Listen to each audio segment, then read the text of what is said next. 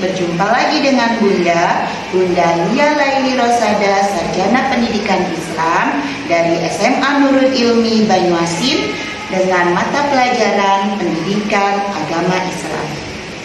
Baik anak-anak, untuk memulai pembelajaran kita pada hari ini, marilah kita memulainya dengan melafazkan basmalah dan berdoa.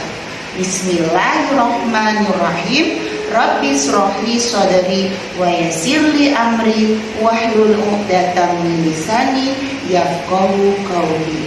Rabbi zidni ilma warzuqni fahma. Amin. Setelah kita berdoa, Bunda akan menjelaskan kepada kalian semua tujuan pembelajaran pada hari ini yang Bunda analisis dari capaian pembelajaran di fase E pada mata pelajaran Pendidikan Agama Islam.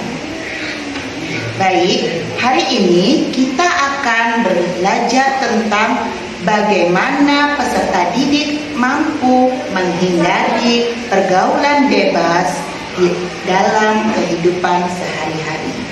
Baik, dalam pembelajaran kita pada hari ini ada 4 pokok yang perlu kita bahas. Yang pertama, pengertian dari pergaulan bebas itu sendiri. Yang kedua, contoh dari pergaulan bebas yang sering terjadi di lingkungan sekitar kita. Yang ketiga, dampak dari pergaulan bebas itu sendiri. Dan yang keempat, bagaimana kita menghindari pergaulan bebas itu. Baik, pergaulan bebas itu terdiri dari 2 kata. Yang pertama pergaulan dan yang kedua bebas. Pergaulan ialah interaksi antara 2 orang atau lebih dalam lingkungan sekitar. Sedangkan bebas itu melampaui batas dari norma-norma yang ada di lingkungan.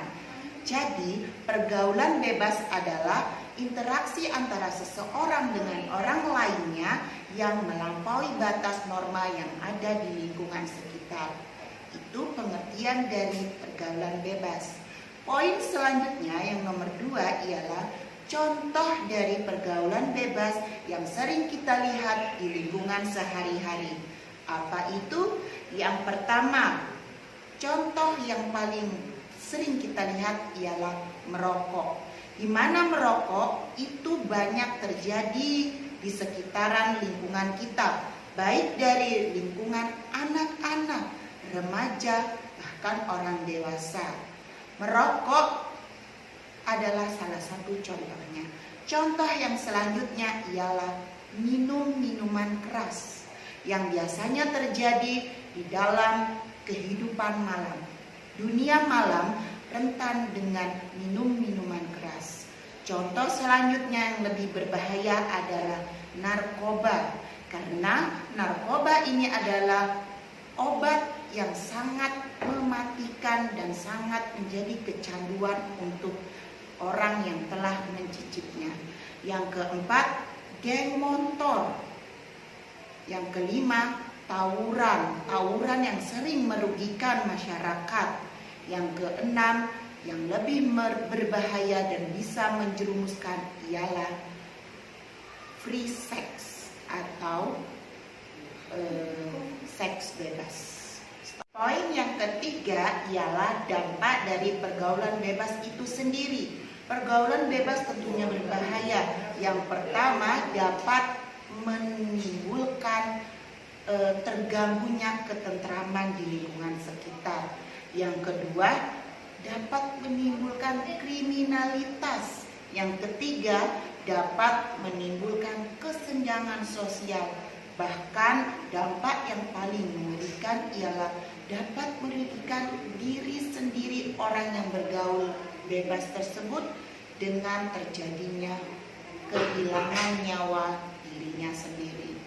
Bagaimana caranya untuk menghindari itu? Ialah poin yang terakhir, yaitu cara menghindari pergaulan bebas. Yang pertama, tentunya kita bisa memfilter atau memilih-milih teman yang baik untuk kita ikuti. Yang kedua, kita selalu ingat orang tua kita. yang tentunya menginginkan anaknya untuk selalu dalam lingkungan yang baik. Yang ketiga, harus bisa mempunyai pendirian yang kokoh atau keimanan di dalam diri, yang walaupun adanya hal-hal yang masuk mempengaruhi, tetap kokoh pendirian, tidak terpengaruh. Dan yang terakhir tentunya adalah bagaimana diri kita selalu mendekatkan kepada Allah Subhanahu wa Ta'ala, sadar bahwa kita adalah hambanya yang harus selalu taat kepada Allah. Begitulah tentang 4 pokok yang harus kita ketahui tentang materi menghindari pergaulan bebas dalam kehidupan, di mana dalam pendidikan agama Islam sudah diatur dalam Al-Quran surat Al-Isra ayat 32 di pembelajaran. Baik, demikianlah pembelajaran kita pada hari ini dengan tujuan peserta didik mampu menghindarkan dari pergaulan bebas dalam kehidupan sehari-hari. Mudah-mudahan penjelasan tadi dapat bermanfaat bagi kita semua dan kita semua dapat terhindar dari pergaulan bebas yang dapat merugikan kita.